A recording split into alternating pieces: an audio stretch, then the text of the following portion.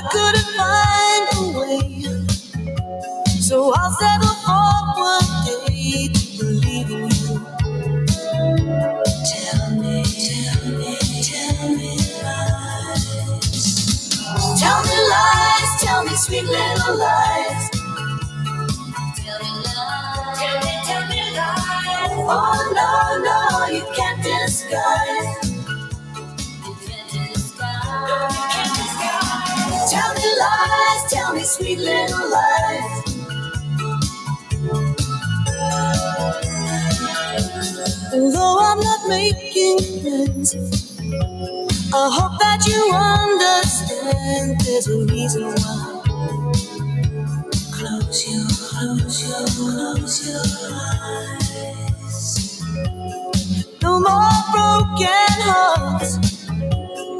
We're better off apart. Let's give it a try.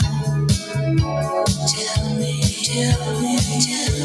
lies. Tell me lies, tell me sweet little lies. Tell me lies, tell me lies. Oh no, no, you can't disguise. You can't disguise. Tell me lies, tell me sweet little lies.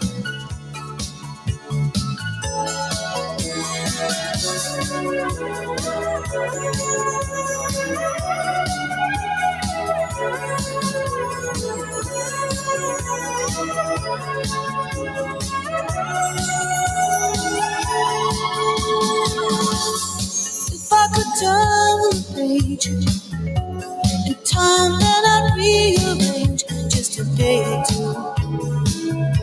Close my eyes. But I couldn't find a way, so I'll settle for one day to believe in you. Tell me lies. Tell me lies, tell me sweet little lies. Tell me lies, tell me lies. Oh no, no, you can't disguise. You can't disguise. Tell me lies, tell me sweet little lies. Tell me lies, tell me lies. Oh no, no, you can't disguise. You can't disguise. Tell me lies, tell me sweet little lies. Tell me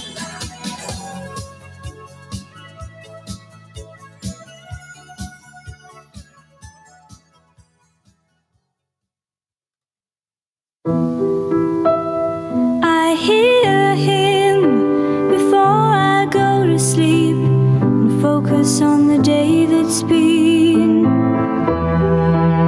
I realize he's there when I turn the light off and turn over.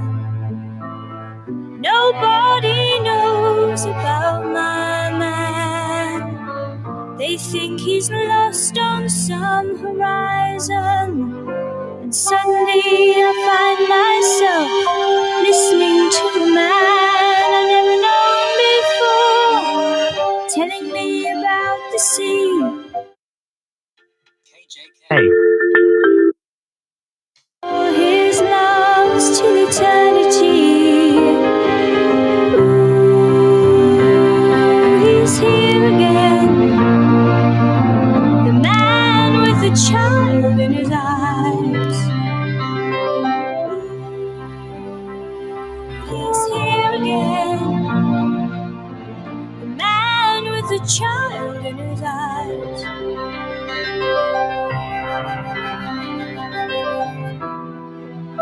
He's very understanding. He's so aware of all my situations.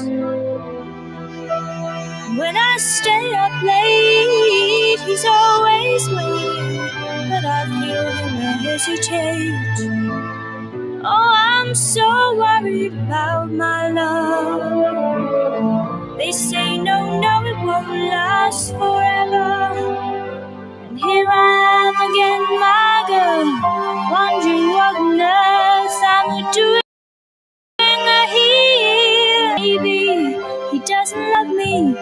just took a trip on my love for him. He's here again, the man with the child in his eyes. He's here again, the man with the child in his eyes.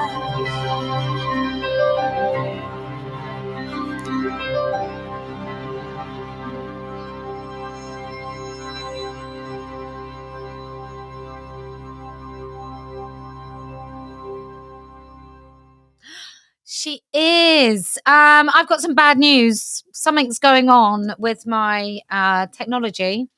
So unfortunately for you beautiful people, I can't take a phone call, but I am getting somebody to come and look at it tomorrow. But I genuinely can't take a call. I don't know what to say to you. I don't know what to say to you. But yes, I am wearing my Venus t-shirt. Do you want to see it in all its glory? So yeah, let me just hold it a bit away. Look at that. Look at that. It's a great colour. So anyway, this is the new t-shirt.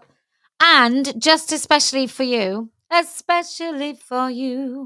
I have done an introductory discount of 25% off. So this is the Venus on purple.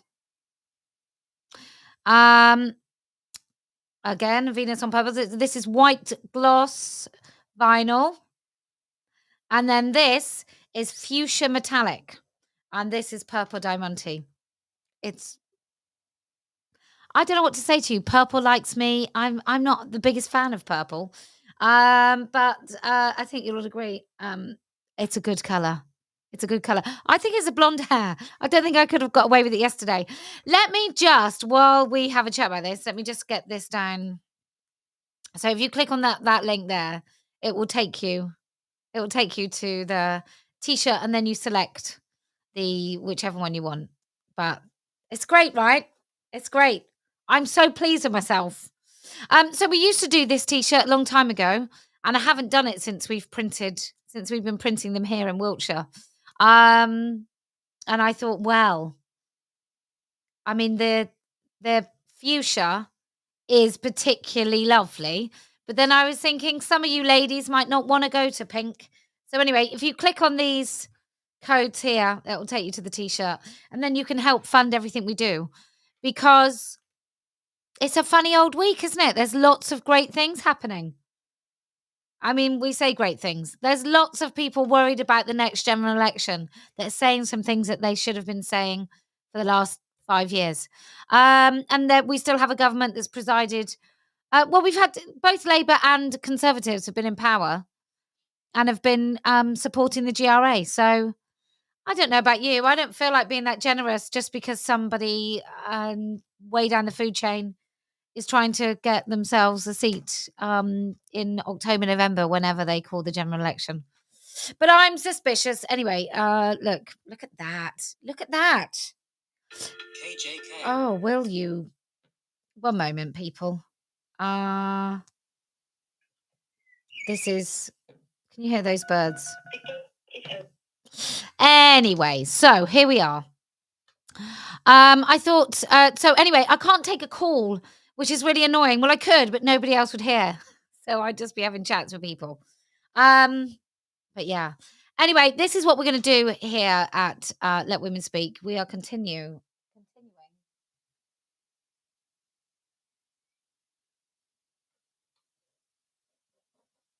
I think someone's going to come in my house. 1 second. How dodgy is this? Hello. You need a number or something? Oh, I'm actually on a live thing. 1 moment, people.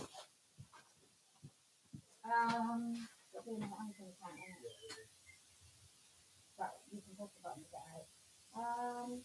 Do you know where it will be? Will it be with my order? Yeah, if you go in your order, you press the button. Okay. I'm so sorry about this. I should have had.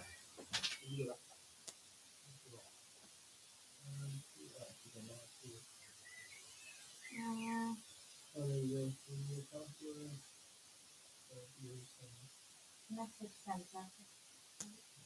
It's like you're ordering your orders, track package, and literally on a live stream. It's not there, is it? I don't know which order it is. That. That's what I just done. The order next stop, alright, see all orders, right? And you've got to do it, haven't you? Yeah, I have to. It's also going to be an email. It's going to be my email. Okay, email. Okay, Amazon. Arriving today. There you go, yeah.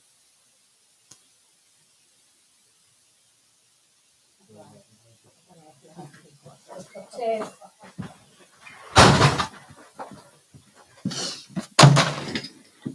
Don't order things that need a password. I'm so sorry. No, it's worse than that. Yeah. Anyway, I'll shut up, shall I? Just in case I give the game away. But yeah, I bought someone a gift. I'm so sorry. Hi. Anyway, look at my t-shirt. Be distracted. Ooh. Sorry. Can't pay. We'll take it away. Oh, that's so annoying. And also, you've got to give a password and they can't give it to you even though... Anyway, I'll shut up. Worse things are happening, people. So you've had to wait 30 seconds, 2 minutes, 5, 10 minutes, 20 minutes, whatever it was. Anyway. Okay. So this is your beautiful T-shirt. We are going to talk through... I don't know. It's great, right? There's some great stuff happening, but it's going to take an awfully long time. I read today. This is when I begin to get a bit ranty, right? So I was reading today some really exciting. Like I'm a bit peed off with judicial reviews and reports and consultations. Do you need a consultation to say let's not have men in women-only wards? Because apparently. The headline today, whoa, yay, I'm so excited. The headline today was NHS says biology matters or says biology first or biology counts. And then in the next kind of like in my little doom scrolling time on Twitter, the next thing it said, consultation to see what people think about trans inclusion or something. And I'm thinking, okay, so this is more bullshit, isn't it? Oh, well, as a government, this is them in opposition.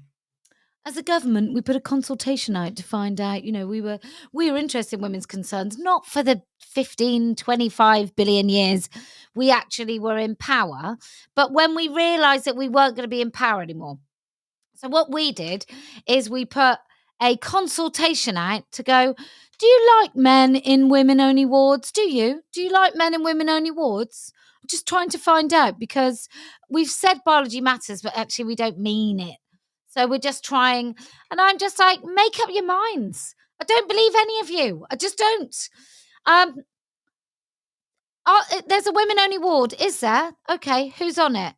Oh, not just women. Oh, okay. Well, it's not a women-only ward then, is it?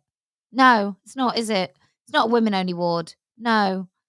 It's a what? Oh, it's a mixed sex ward. Yeah, okay. What, and women don't like it? Oh, well, I don't know. I don't know if women don't like men in their wards dressed as women. Why don't we have a little find out? Why don't we do a consultation and ask some people to fill it in? Because we're not actually sure if a women-only ward should just be women. Wow, brilliant. Oh, amazing. This is why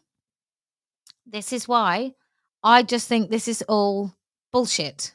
And this is why it's only the likes of us that hold the line and are steadfast. We're the only ones that are eventually going to make a difference, because what will happen is that those people who are shoving themselves forward right now and who have used compromising language and talked about strategy and the best way to do it is this, and we all know everybody wants the GRA, to get rid of the GRA, but we're just going to do this. And what will happen is they will get to a point where everybody just feels a little bit apathetic, right? That's what will happen. So people will just be pleased.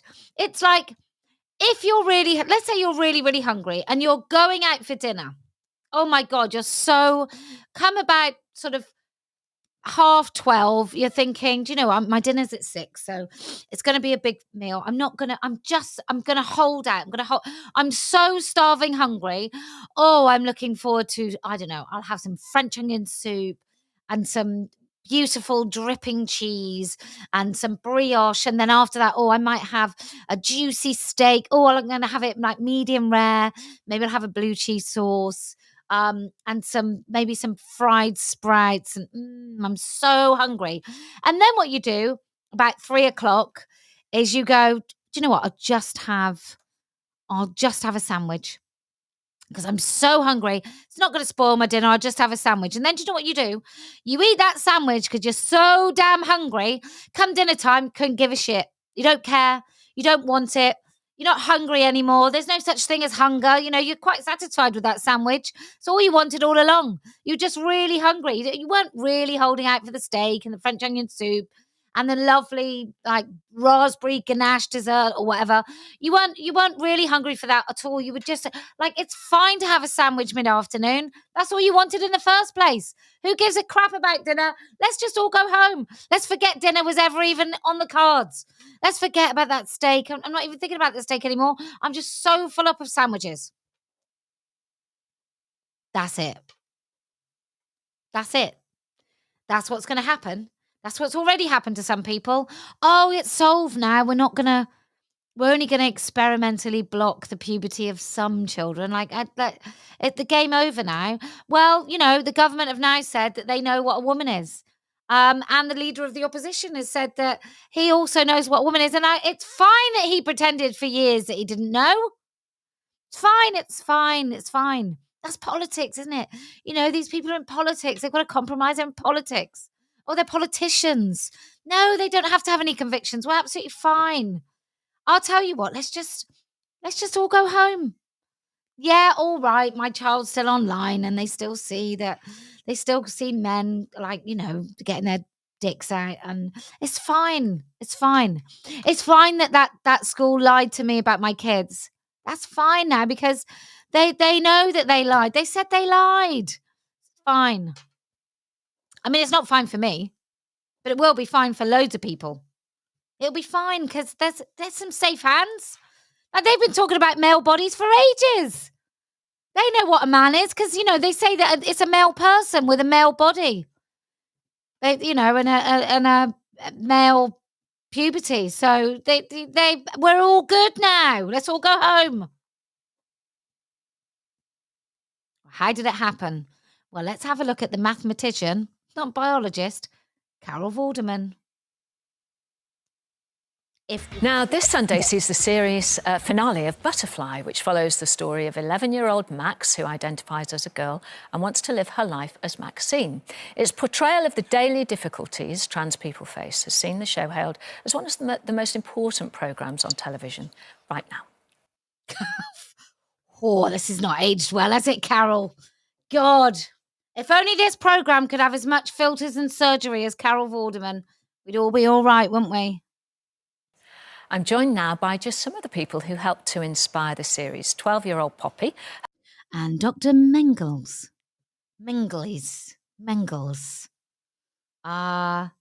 And Susie, got a bit of blue. Talk a load of poo from Mermaids. Her mum, Claire, and Susie Green from the charity Mermaids, whose 25-year-old daughter transitioned as a child. Now, Poppy first. Who she took to Thailand to have her son's penis cut off when he was just 16. Well, have you been watching the programme? Yes. And what do you think about it? I think it's amazing and it relates to my story. So this is a little boy who's now pretending to be a girl, who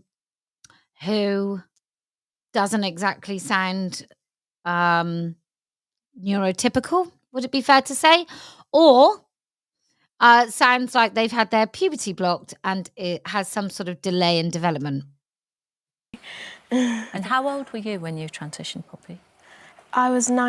How old were you, Poppy, when everyone said to you, that they'd rather you be a girl than be gay. When was that, Poppy? When was that?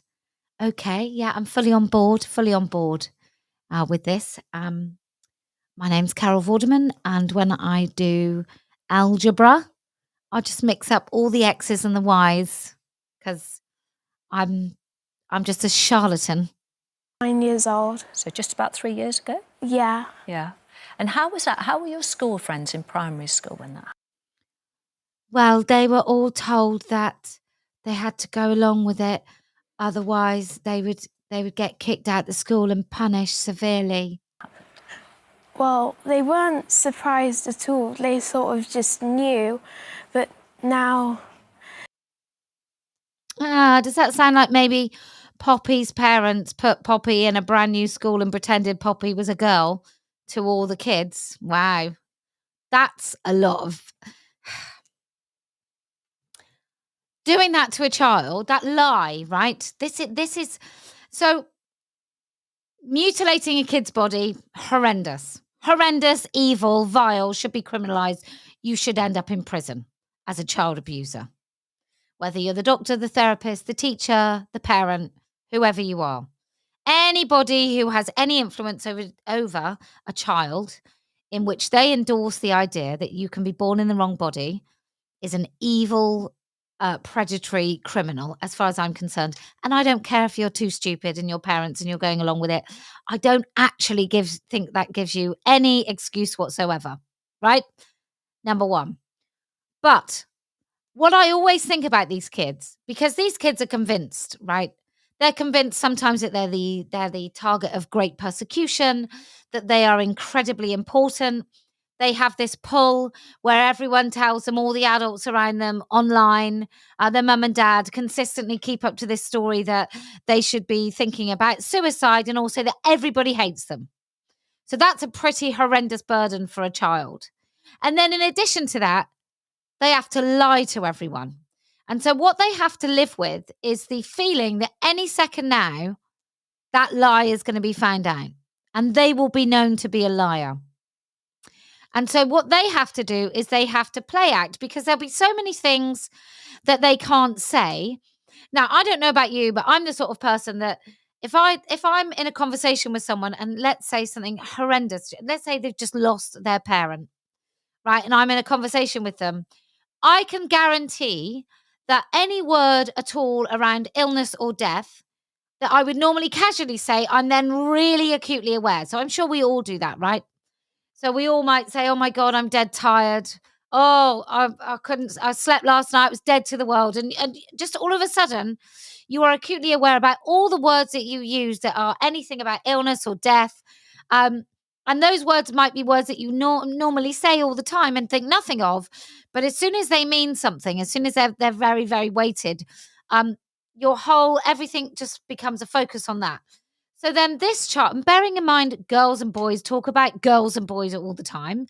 Aren't boys terrible? Aren't girls silly? Don't girls scream? Don't girls talk too much? Don't boys shout a lot? Aren't boys babyish? Like whatever it is, we talk in sex terms all the time. And I think boys and girls do. Now imagine that every time you're in a conversation where someone says the word boy or girl or he or she, that you think, do they know? Can I say? Am I frozen? Does my face show? Am I showing everyone that I'm really not what they think I am? I don't know. I think they just got... It's who you are. Yeah. It's just who you are. So it's not a thing anymore. No. That's wonderful. It's just, isn't it? There's something about a lot of these children that if you stop their puberty, you stop their development, you really don't give them any chance at all. And Claire, obviously you've been watching it as a family. Do you think the experiences, because it's interesting watching Maxine's mum and dad go through quite different reactions to it. Does that reflect what happened with you? Yes, I can identify with watching that programme. Yeah. And did you find that perhaps Poppy would do things to please her dad at first, and whereas not now? I mean, Poppy, but was that happening? Because that's reflected. Yes. don't know if Borders is really on board, do you? I don't think she's on board. I don't think she sounds like she's believing any of this. That was Programme, isn't it? happening. That was happening. Yeah. She used to kick a football round to please Dad and things like that. Yeah. And you don't want to do that anymore? No. No. So, Claire, did you find, because in the programme that's just gone out, we saw the school not possibly coping with it as well as they could have done. What about Poppy's school? Was that supportive? School has been extremely supportive. School have gone along with the grooming as well. Somebody suggesting Poppy might be adopted. We don't really know. He might be, I don't know what his real name is, but he might be, his father might be black. We just don't know. But we do know that it's quite tricky. We do know that adoptees and children in care are much, there is a reason for them to disassociate and want to invent who they are. Again, this is all about if you don't fit in. I stand by this, or what I've said about girls and potentially boys, but I know girls better because I was one. But what we know is that, what I think I know, I've come up with this. It probably exists somewhere else if it's true. I don't think I am a genius. But what we know is that it would be easier, right, to opt out. It would be easier to say, well, I'm stepping out of the girl circle rather than accept the rejection of not fitting in the girl circle. So maybe it's the same for boys. And I think with adoptees, it's better to say, well, I'm choosing who I am rather than I was rejected by my parents. In primary school, they brought in training before Poppy transitioned, and they held age-appropriate assemblies. They groomed the kids, which was great. They told all the kids about being born in the wrong body because they were advised by this twat sat next to me. So, yeah. And parents had a chance to ask any questions they wanted. Except, can we stop that boy going in the girls' changing rooms and actually give our girls a chance of getting away from him? Because what we did is we sold the story to the school about a very vulnerable child. So before anybody could actually say anything, they had to sort of admit to wanting to do a suicide to this kid here. So it was quite easy to bring everyone on board. Yeah, great. And it was a very positive experience. There was no problem whatsoever. And that must make a huge difference when the school is supportive. Yeah. And now you're in secondary school. Yeah. Using the girls' changing rooms? Yeah. Is this your first term? Yeah. Oh, now, that's nerve-wracking for any child. We all remember it, don't we, when we were children. How did secondary school cope? What she really wants to ask, it just sounds like what she wants to ask. What I would ask is, are you invading the girls' spaces? And do you think you're ever going to forgive your mum? What's happened so far? Well, they had a big assembly about it, telling all of my year about me. That's healthy. And like teaching. Did you talk in that assembly? No, I was sitting in my form room with my friend, and they just explained to them what transgender is. And yeah, and some people had questions, but apart from that, everybody was fine with it. Because they sold it to the kids as if it's perfectly normal. Wow. Conservative government, everyone. Treated me like any other girl would. Yeah. And when people have questions, do you consider that's fair enough? Because, for some people, it's the first time they'll have come across it, won't they? Yeah, everyone has questions because you're not likely to know what it means straight away. Yeah. Some people haven't been convinced that it's even a thing because their parents aren't absolute crazy morons. So it's okay to ask. Now, Susie, you... So whilst I am laughing kind of at this and taking the mickey, that boy, for the last 3 years, if not longer, has been convinced that there is some sort of vagina at the end of the rainbow. He is convinced that he's going to have surgery that will totally, because he's 12 and he seems very young for his age, He's 12 years old. So he's probably 18 now, because I think this is quite old, because Susie Green's still there. So let's say it's even 3 years ago. He's 16 now. He's had his puberty blocked, right? He might even be thinking about starting cross-sex hormones soon. And he thinks his tiny penis is going to be magically transformed into a working vagina in which he has a woman's body, right? That's what we're talking about. We're not just talking about a boy pretending to be a girl using girl spaces. We're not talking about that. We're not just talking about that. We're talking about what we've done to this boy and what the people at the Tavistock have done to this boy, knowing. And Susie Green, look, I said this a really long time ago. Susie Green has to do this, otherwise she has to face what she's done. So we know that that's what she's been doing. And if you look back at one of my videos, I think from like 2019, 2020, that's when I'm talking about it. We know it. We know that she can never, ever, ever admit that what she did by mutilating her son was an act of evil. She can't do that. So what she does instead is she goes all out to try and convince and bring other people so that she's not alone. And every single person that she convinces to go into this cult, she's a little step closer to feeling, or she thinks she's a little step closer to feeling like what she did was the right thing. But that boy eventually is going to understand that he's never, ever, ever going to be even remotely close to what a woman is, ever. He's never going to have our bodies. His skull is going to get, by the time he's beginning to get to terms with the fact that it's not going to happen for him, his manly skull will thicken, and his shoulders, and his midriff, and his ribs. Because men carry on thickening out. Like in their 20s and 30s and 40s, they just totally change shape. And so as he begins to understand what's happened to him, his manly skull and everything will just get worse and worse and worse. It will get harder and harder to ever see the woman that he was told that he could be. Run Mermaids, Yes. Which actually features in the series, and your own life has helped to inspire all of this, and obviously Mermaids. Can you just tell us a little bit about your background and your daughter's background? So Jackie was my first child.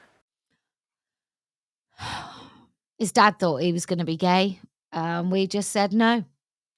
He chucked all his toys out. His dad chucked all of his toys out. Caused deep trauma. So said it was for girls. And so my son then said he was a girl. And rather than being the grown-up and thinking, well, that's absolutely ridiculous and impossible, I've invented and fabricated other stuff to make myself feel better about that. And I took him to a doctor because we didn't have treatments over here because the NHS was still not mental back then. So what I did is I took him to a quack in America who gave him puberty blockers that weren't even legal over here. And then we cut his penis off and folded in and, tucked everything away on his 16th birthday. And I thought I had a very sensitive little boy who was probably gay from the sort of things that she did when she was younger and her preferences and who she wanted to play with. But instead of that, I thought, no, it's not that. It's actually a girl born in a boy's body. Wow. Brilliant. But when she was 4 years old, we were sat watching television. I was pregnant with my second child. Oh, okay. So when you were pregnant with your second boy, your oldest boy, who also wanted girls' toys and had the trauma of not only his dad throwing all his toys out, but also you being pregnant with a new baby, said that he was a girl. Okay. I've never heard that connection before, making more and more sense, Suze. And she told me that she had something to tell me, and she told me that God had made a mistake and she should have been a girl. And I said, tell you what, love, let's just get your toys back because you can play with whatever you like, no matter what your dad says. And I spent the next 2 years telling her that it was fine to be a boy and like girl things, but that she was a boy, and that wasn't true. But she just kept saying to me, no, I'm a girl, I'm a girl. And she became quite isolated and quite lonely in school. Because I've had another baby and I switched off a little bit, and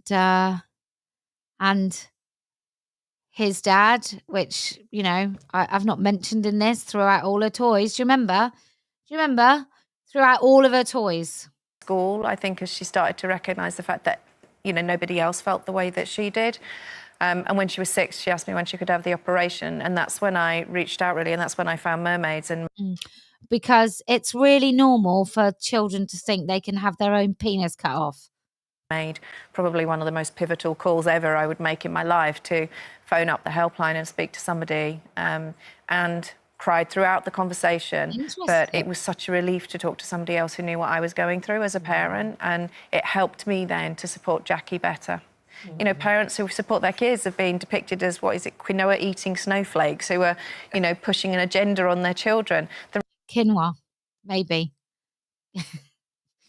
Quinoa eating. But I don't think that. I just think abusive child abusers. So I don't even think about grains. Reality is very, very different, and, you know, it fractures families. And the truth of the depiction of the Duffys and is resonates with so many families, because it is a really, really tough thing to deal with. Absolutely. We'll give our best to Jackie. Thank you. Say hello to her. And we wish you all the best, Claire, and your family. But most of all, you, Poppy. I just want to say one thing. Make sure you keep doing your maths homework, because that's very, very important in secondary school. You do that. And I hope you've had a lovely morning. Thank you. Yeah, and all the best back to Melbourne. Thanks, Ruth. So there we have it, the grooming of a nation, and how come the end of it, he's still going to have a broken little body, isn't he? Come the end of it. Terrible. Terrible. Look, I thought I'm going to try and fix it. We'll try and have TERF talk later on this week.